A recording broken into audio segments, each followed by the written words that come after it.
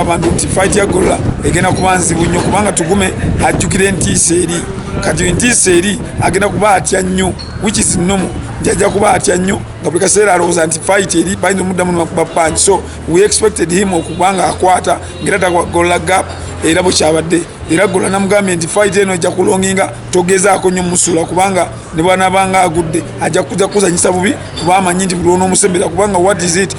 Golola muntu mumpi omuntu omumpi mu mizannyo gy'okuzannya alina okubanga asembera kumpi akubira okumpi Mike Tyson style ate omuntu omwamba azanyisa jab akuteeka wala nga bw'olaba Muhammad Ali bwe yazannyanga Golola yabadde alina okusembera amusembera asobole omusamba obumukwata omukuba ebikonde naye ng'ate oli alina okubanga adduka kuba yabadde atya ajjukiramu entiisa eri nga Golola buli lwasembera ono alina okukwata for survival so naye expectations okubanga fight eri rough era mutwaye tukolanga training Golola mbadde nabintu bimukwatanga ne muclinchinga ne munyola ensingo nangamba tira kyonyola ne mugamba ati I expect tugume to be clinching you to be nga kunyola nga kusula wansi era kyovola bakyatukoledde tulokuba tuba tukikola mu training bamusudde ebigwe byonna nebanga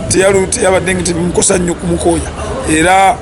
abantu bonna ebogera abalala bawagizi bamuzanyo nenze nkugamba kino nga technical omuntu yenna akwata feed ye agirabe tugume bamukuba punch buli teyafuna chance kuzanya today yabadde alimu entiisa nga alina okukola ekyo kyakoze as a professional player obachi teyakoze bubi adde alina okukola ekyo kuba tusobola kuyimira ne Golola no exchange nga ne punches Golola alina amaanyi galinga ga muvubu